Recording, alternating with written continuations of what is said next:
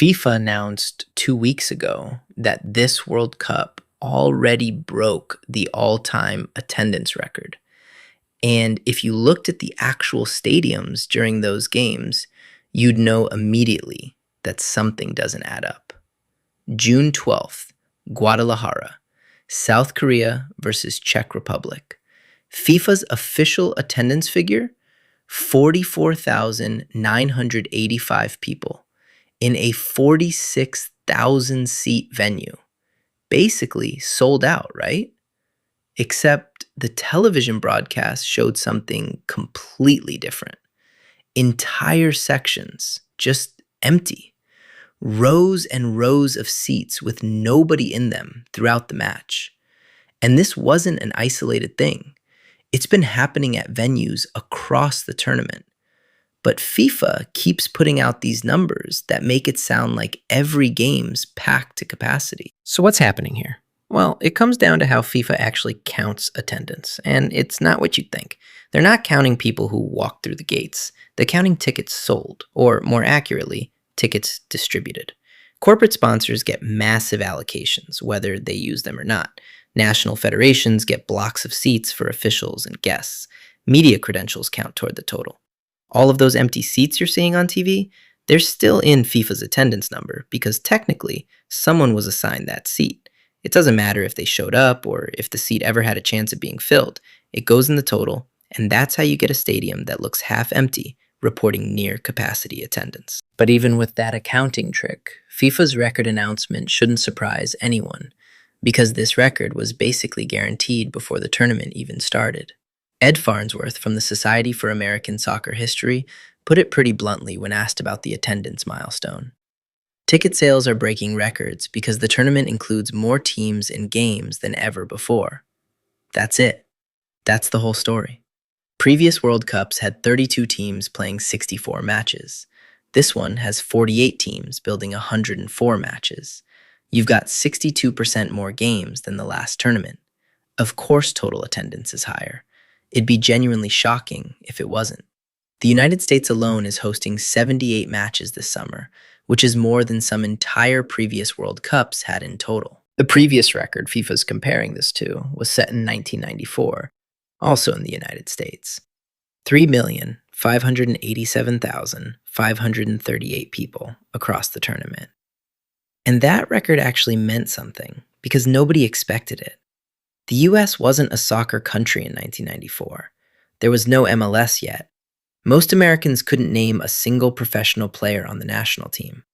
The fact that nearly 3.5 million people showed up to watch a sport the country supposedly didn't care about was genuinely surprising. It changed how FIFA thought about American soccer. This time around, the US has a professional league. Youth participation is massive, and you're running 62% more matches, with a counting system that inflates every number. Breaking that 1994 record under these conditions isn't an achievement. It's just math. Of course, FIFA and the host cities have been promoting a much bigger number than attendance records. Last March, FIFA and the World Trade Organization released a study projecting the economic impact for the United States. $17.2 billion in GDP impact, $30.5 billion in gross output, 185,000 full-time equivalent jobs, and $9.4 billion in government revenue. Those are the figures that got politicians and city officials excited, the reason 11 American cities fought to host matches. The projections assume 6.5 million people attending across all three host countries, which seemed ambitious back in March, but may be achievable. Except now we're partway through the tournament, and we can start checking whether those projections match reality. And that's where things get interesting. Or, well, predictable if you know how these economic impact studies usually work. Victor Matheson teaches sports economics at College of the Holy Cross, and he's been studying World Cup economic impacts for years. When asked about these projections in June, his response was, let's say, less optimistic than FIFA's.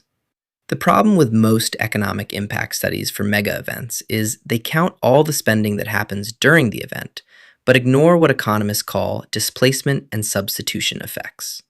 Displacement means tourists who would have come to the US anyway just shifted their trip to World Cup dates instead of creating a new visit. Substitution means locals who would have spent money on other entertainment, concerts, restaurants, other sports, just redirected that same money to World Cup stuff instead. The studies count that redirected spending as new economic activity, when it's really just existing economic activity wearing a different jersey for a month. And this is why the attendance record feels so hollow when you actually think about it for more than 5 seconds. It's technically true. More tickets distributed than any previous World Cup. Absolutely. That'll happen when you add 40 more matches to the schedule. But it doesn't tell you whether more people per game showed up compared to previous tournaments. It doesn't tell you whether the matches actually felt like World Cup events or like you were watching a group stage game in a stadium that couldn't fill the corporate sections. AT&T Stadium in Arlington is hosting 9 matches this summer, more than any other venue in the tournament. That's a stadium that holds 80,000 for soccer. If those 9 matches average 70,000 actual people through the gates, is that better or worse than 3 matches that average 75,000? FIFA's metric can't answer that question because it's not designed to. We're about halfway through the tournament now, heading into the knockout rounds, where attendance actually tends to pick up because the stakes matter more. The finals at MetLife Stadium in New Jersey on July 19th.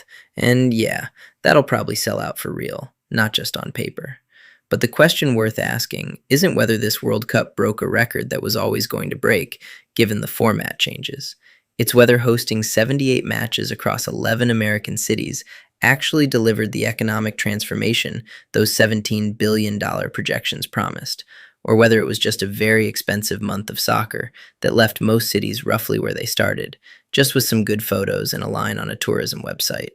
We'll probably have better data on that in a year or so, once researchers can separate the actual long-term impact from the hype. If this was helpful, hitting like genuinely helps the algorithm find people who care about this stuff, and subscribe if you want more of these breakdowns.